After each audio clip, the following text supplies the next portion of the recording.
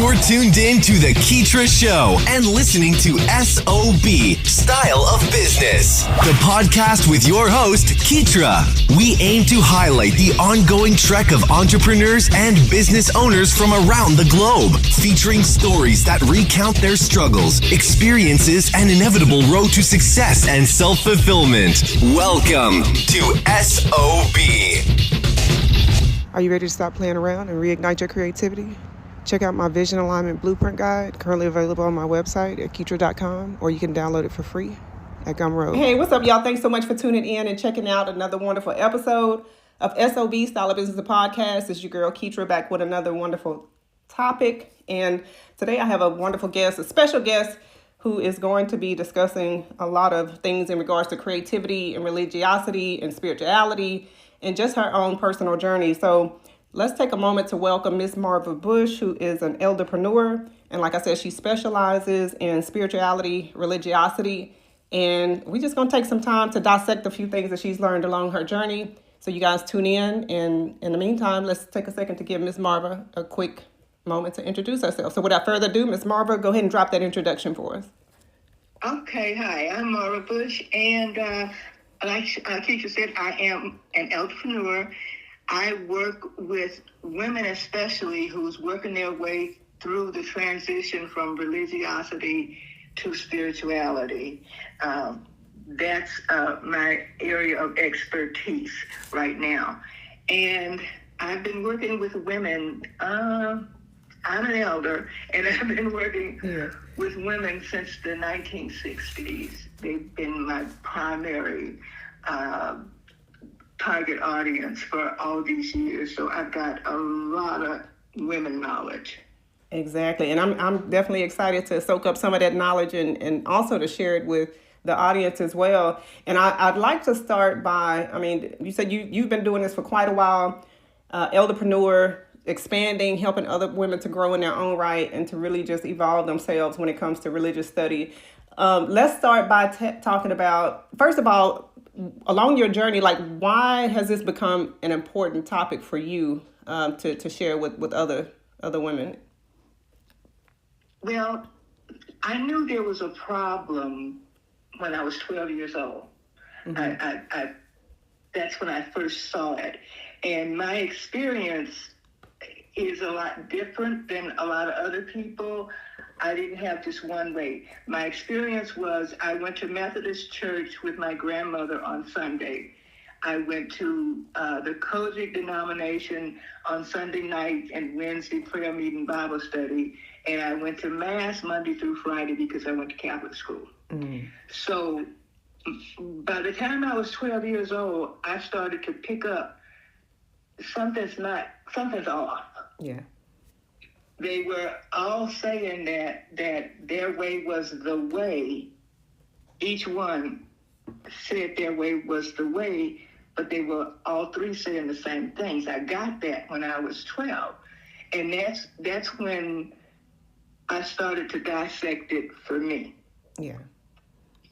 Yeah, no, that's definitely important. I mean, at 12, that's a very early age to be able to understand that something is off, because a lot of us, we don't even get it. That's if we even get it, a lot later in life. And did you have any specific experience, a moment where the light bulb just went off? Like, okay, out of all these three teachings, like something is just drastically off. Like, was there a specific moment?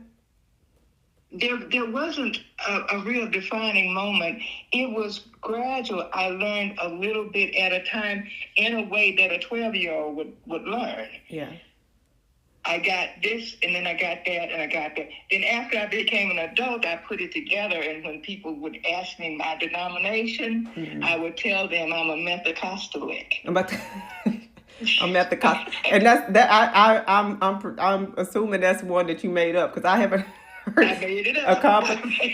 A combination of all. I honestly think a lot of us are a combination of a little bit of this and a little bit of that. Yeah. So I was raised by my grandmother, and she had a really good understanding of spirituality. Mm-hmm. She was not religious. My aunt, who I went to the Kojic church with, she was super religious, and she sent me to hell every chance she got. Yeah. But when I had my first spiritual experience when I was 7, and I was trying to understand from being with my aunt at the prayer meeting, they talked about forever and ever and eternity. Yeah. And I couldn't grasp it. Mm-hmm. And one day I was laying on my back in the front yard and thinking about this, pondering. I'm 7 years old, I'm pondering forever and ever and eternity. Yeah. And this being came to me and took me up really high to a precipice and waved his hand and told me to look that way and said, "That's what eternity looks like." Oh, wow. And then I came back into my body. Oh, wow. And I don't have any words to tell you what it looked like, because it was an experience, a knowing, not something that translated into words. Yeah. And you know what the most phenomenal part about those of us who do have those experiences is the fact that we don't have words for it. And it's almost, it always astonishes me because, you know, unless people see it, I don't want to say that they don't believe you, they think you're lying, but they can never grasp it, you know? So this is what happened. I ran into the house and told my mama, and told her what happened. And this is what she said that started me on my journey. Mm-hmm. She said, "Marva, I don't know what you're talking about, but if you say it happened, I believe you." Oh, wow. Yeah. Bless her for that. Yeah. And I'm sure that probably gave you the ammunition that you needed to believe that what you saw was valid regardless. But I know that just gave you that reassurance to be able to be comfortable in your own experience. Yeah. So as I grew up, and in my 30s, that was during the great push toward Christianity. You know, I found it, and all the major players came into play with their mega churches and all of that. So I fell into that because I wanted to see. Yeah. I really wanted to do that, because it seems like the people who were doing it were having so much fun. Mm. So I did it. I've been sprinkled and I've been dunked. Yeah. I've been ordained. I've been certified. I've been all of that stuff in that, because I wanted to make sure. I wanted to be sure. And so this is no put down for religion. It's an observation of religiosity, and that's where I had my problem, is with the religiosity, that my way or no way, my way or the highway, do this or go to hell. I had a big problem with that. I didn't understand how God, who loved me, who hates sin, but had me be born in sin, and then I had to spend however many days I had trying to undo it so that he didn't condemn me to hell. That made no sense. What parent does that? Exactly. Yeah, it doesn't make sense, and I think that's one of the reasons why a lot of times, and I'll ask you this question as well. You know, as far as the spirituality versus religiosity, like they collide so much. Like, why do you think specifically that is? I know a lot of times we misinterpret things and everybody thinks that they're right, but from your own perspective, like, why do you think they collide so much? That spirituality and religiosity. Yeah. This is how I heard it. This was the best way it was said to be. In religiosity, and I'm not saying religiosity, we're working to be saved, to keep from going to hell. Mm. And in spirituality, we've been to hell already and got through it. Oh, wow. Yeah, I don't think I've never heard it put that way, but it does. I could see where it makes plenty of sense. You know, Yeah. I think one of the things too, especially like now, and I know like back in this, when you were growing up, especially when you were in your 30s, you were talking about how you just had all these experiences and these certifications. And I can imagine you were still dissecting things and still dissecting things today. What do you think is, I guess, why do you feel like people are kind of delving more into the spiritual aspect of who they are as a human being versus, relying specifically on, and I'm not speaking just about the Bible and church and the different denominations, but like religion in general? Like, why do you think that would be the case? So one of the things that I saw happen was there was a lot of church hurt of people not feeling like they were being heard, not feeling like they were being cared for or even about. It's like, bring your tithes and offerings into the storehouse so that we can have meat here, but you go pray to get your money. Yeah, exactly. And then just bring that make no sense to me either. Then why can't we all just pray if that's what works? Yeah. And we get the money. So that was one thing that I saw that people started to have a problem with the money part of it. I also saw that there was a lot of church hurt. And I had an experience with a pastor when I was about 13 that made me know that I wanted no part of that. My grandmother and I used to ride home. The pastor would give us a ride home, and he always put me in the middle. And then one time I felt his hand on my knee. And when we got home, I told Mama, I said, I don't want to ride anymore. I will walk home from now on. And I know she had a knowingness of what had happened because she didn't question it. She just said, okay. Yeah. Wow. So that has happened to women in the church that caused the walk away. The other thing that I saw was that the older people in the church, this was when I was younger, the older people in the church didn't make room for the younger ones. All of the positions of importance was held by people who weren't going to give it up until they died. You had to pry it out of their cold, dead hands in order to get anything where you felt like you were really a part of what was really going on in the church. That changed somewhat. Yeah. But by the time we got to my children's age, they weren't interested like that. And so now it's one of the things that they say around here is, I'm in Louisiana, is that on Sunday morning, you can go to any church with a shotgun and shoot in there and don't hit nobody. Yeah. That's true. Because people started to realize that there is something else. There is something else other than what's being taught. The other thing that I noticed was that the preachers were preaching the same sermon every Sunday with a different title. Yeah. Every Sunday, the same, they would have a theme, but it was the same sermon every Sunday. Jesus was born, Jesus died, and Jesus rose, and your sins have been forgiven you. That was the sermon every Sunday.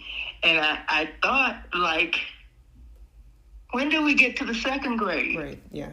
Yeah. When do we get to the second grade? And then there were other inconsistencies for me as a 12-year-old. Wow. How men don't have babies. Women have babies. So where was Mother God? Oh, wow, yeah. Eve was supposedly taken out of Adam. There's no place in history ever where a man had a baby. And those are the things, the questions that was coming up for me. And if you talk to your children and they're there, if you really listen to, they hear these inconsistencies. Mm-hmm. They hear them. So what I found is a whole bunch of people who want to hear what I have to say, and nobody has given them the space. They haven't found the space. Not nobody has given it to them. Nobody, they haven't found the space where they can honestly say what they're thinking and feeling about how they were raised religiously. Exactly. Yeah. Look, I applaud what you're doing, because a lot of the things that you have mentioned, I've either seen or experienced, and just you hear stories, and one of the things that I remember is just like it just not making sense. And it wasn't anything like a one particular thing that was said. It just never, some of it just did not make a lot of sense. And I think now a lot of people are waking up to learning for themselves, so to speak, and trying to figure out what resonates, because it's hard trying to comprehend something that doesn't resonate, and it doesn't resonate for a reason. So I want to, do you, what's your take on the current climate of people finally kind of talking about this sort of thing? Because, even not just a short while ago, you would be criticized, or you're going to be criticized and ridiculed anyway, but to be able to come out and talk about your spiritual beliefs and also religiosity, and to spread that sort of, speech and talk about what your perspective is, like, why do you think more people are open to that dialogue now and just sharing their own personal truths? What I believe is true is that people are standing in their own self, in their own authentic self. And that stuff doesn't resonate with their authentic self.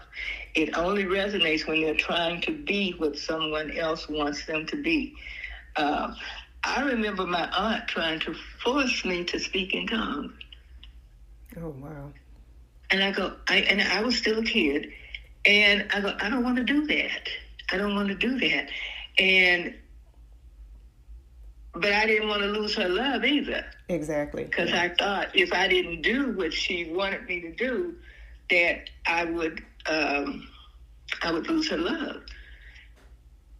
And so I think people are saying, okay, not that I don't care, but it's okay if you don't like the direction I'm taking. I'm doing this for me. And I still love you, but I'm doing this for me. Exactly. Yeah.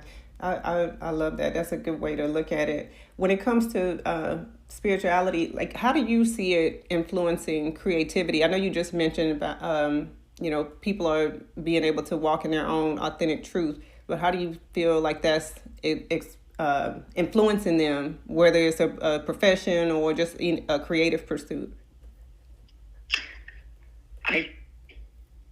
What I believe is that creative people are attracted to spirituality. Spirituality doesn't make them creative.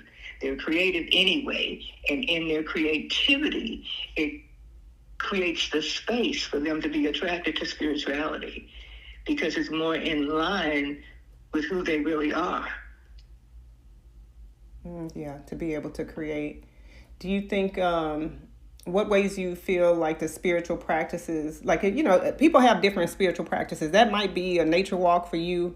That might be me going to sit at the beach and just watching the waves on the ocean. But like, how do you feel that those practices open us up to like deeper intuition or just purpose in general?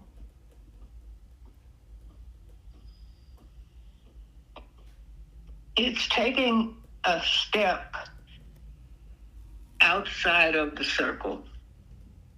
And once you step outside of the circle, you start to see things that you couldn't see in the circle. Yeah. That makes sense. And start to experience things that you couldn't experience in the circle. And with this experience, you You become different. You stop fitting.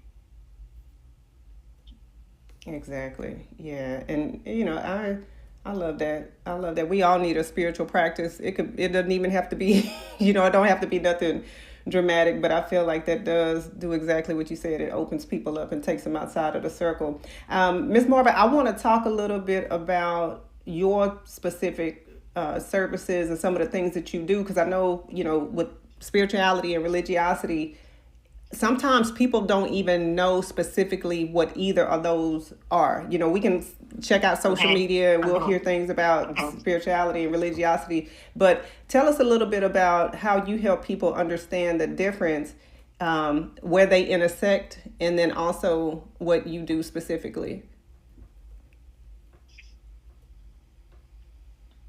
There is an intersection for sure. It's in the middle of religiosity that I found spirituality. It's embedded in there, and not everyone sees it, but those who see it, you see it, especially with the people I work with, and most of the women I work with are Black women, and they're entrenched into the religiosity through their families, and once they start to see the spirituality that's embedded in religiosity. I do teaching from the Bible, and I point everything out that I teach from a spiritual point of view. Jesus was a metaphysician. Jesus was a spiritual person, not a religious person. Jesus taught spiritual law, and we all abide by spiritual law, not the law of the Old Testament, but the law of the universe, the law that we don't get around, the law of reaping and sowing and reaping. We don't get around that. Jesus taught. That's a spiritual principle. That's not a religious principle. That's a spiritual principle. And that's why I say spirituality is embedded in it once you know how to look. Yeah, once you learn how to look, which is most important. And how do you feel? Well, I get this is what I'm asking. How does understanding spirituality, within your experience, especially with Black women, how do you feel that understanding what that is helps us to specifically find our own authentic voice and to just reconnect with the spiritual aspect of who we are? Because, it's a lot of noise out there. There's a lot of distractions. But once we figure out what spirituality is and what it does for us as human beings, like, how do you feel like that helps us to heal and reconnect? Well, from where my experience with spirituality, and depending on where you are, all the experiences are different and individualized, which is good. The laws are the laws, but the personal experience. And mine has been, I got free once I realized all the God I need is inside me. All the answers I need are inside me. Everything that I need to create, I have the raw materials inside me to do that. And that's what spirituality is for me, is not having things happen outside of me, but they happen inside me and manifest outside of me. But the seed, where it germinates, it's inside me. Oh, I love that. And that's a lot of responsibility. Yeah, it certainly is. And many people don't want that level of responsibility, because it is a lot of responsibility to say, it begins and ends with me. And that is not saying anything about there is no God, because God is. But everything that I need is inside me. I'm a little piece of God broken off. Exactly. And it's in me. It's in me. And that's, it's hard. It's hard because that's living in that level of self-determination and freedom sometimes feels like you're free floating. It's like you jump in the pool of religiosity, and there's sides that you can swim to. Swim far enough, you're going to hit a side. Yeah. But then you jump into the ocean of spirituality, and there's no sides. Oh, wow. Yeah. Yeah, yeah. Yeah, I can't even, I'm at a loss for words, just with that. And I get, that's the beauty of it, though. You know, once you think that's the beauty of being able to learn something and be able for it to be so expansive. Like we would never get through with the teachings and the knowledge of what spirituality actually is. Yeah, and it's all in the Holy Bible. It's all in there. Yeah. This is the other thing that I came up with at 12 years old. When I would go to Bible study with my aunt, they would talk about the red writing. Oh, yeah. With the words of Jesus. And my question was, then why are we reading all that other stuff? Oh, yeah. Exactly, yeah. Right, that's true. Yeah, so why are we reading all that other stuff? And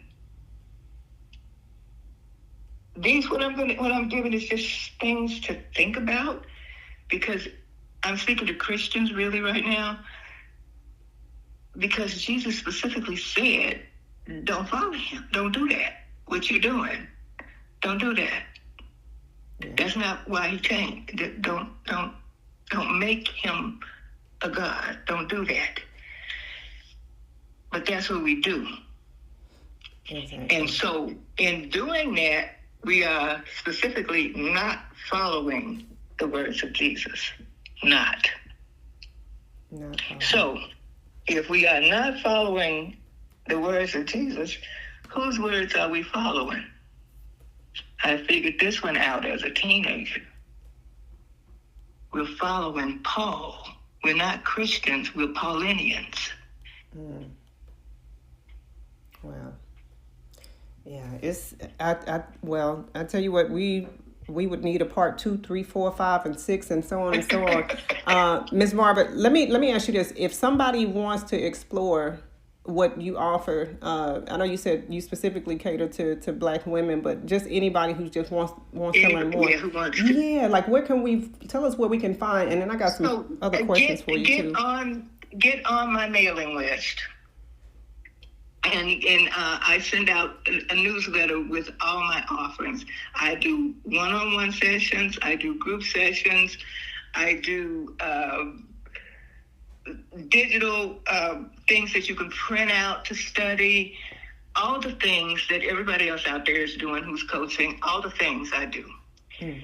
And you can get on my mailing list by going to stan.store.com/Marvalu, L-U, M-A-R-V-A-L-U. stan.store.com/Marvalu. Perfect. Thank you so much for sharing that. And I know we just a few questions earlier. You mentioned about how I guess you were comparing spirituality to creativity, and a question popped up. I wanted to ask you, like, do you believe like the experience of, somebody who is no, well, you know what? You pretty much already answered that one, so I'm not even going to backtrack to that. But let me ask you this. the creative gifts. That's what I want to talk about. How do you feel people can use their creative gifts to be able to align and to be, or maybe they want to just transform into who they authentically are? How do you believe that plays a part? I think that it plays a large part in that. I do what's called intentional creativity, and it's painting. I use acrylics, and I teach people how to do this, and metacognitive drawing. I teach people how to let the canvas be the witness. So, meaning that, let's say you're going through a difficult divorce. Yeah. And we start using intentional creativity, then the feelings of what you're going through goes on the canvas. You're dealing with the divorce by putting color on the canvas. And what you have when you finish is proof that you worked through that. And you put it in the painting. Oh, wow. Yeah. Yeah. No, that's, and I assume you could do that with any sort of challenge, or just to be able to, yeah. No, I love that idea. I'm definitely going to have to, yeah, that's good. You said it was called It's called intentional creativity. That you go to paint with an intention. A healing intention. It's called medicine painting as well. Oh, okay. Now I got you.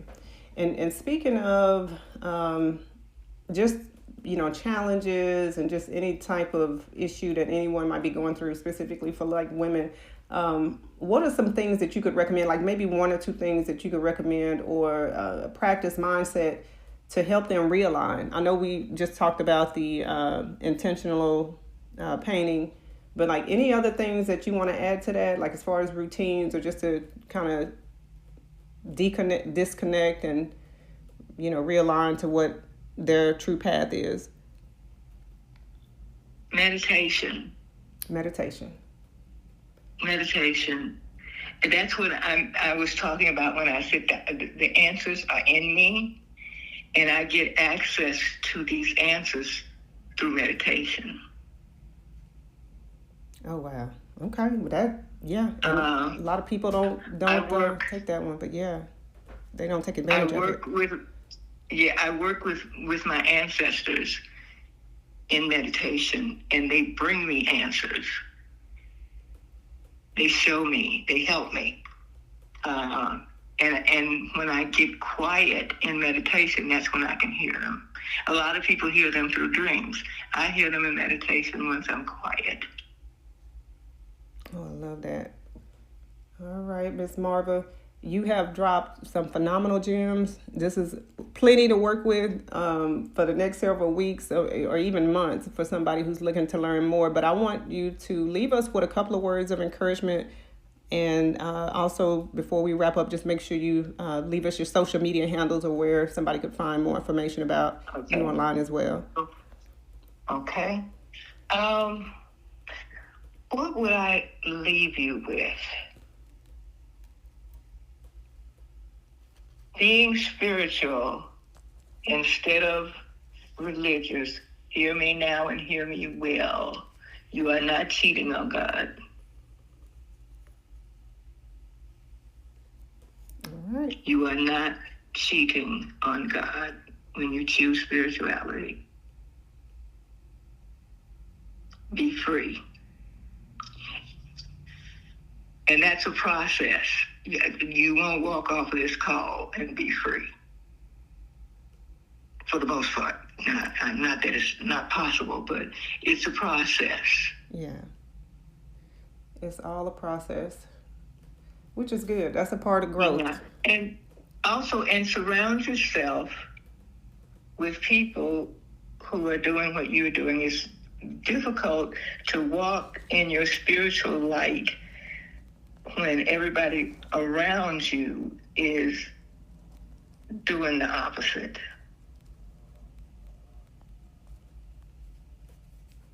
That's perfect. All right, so we got 2 to add to that.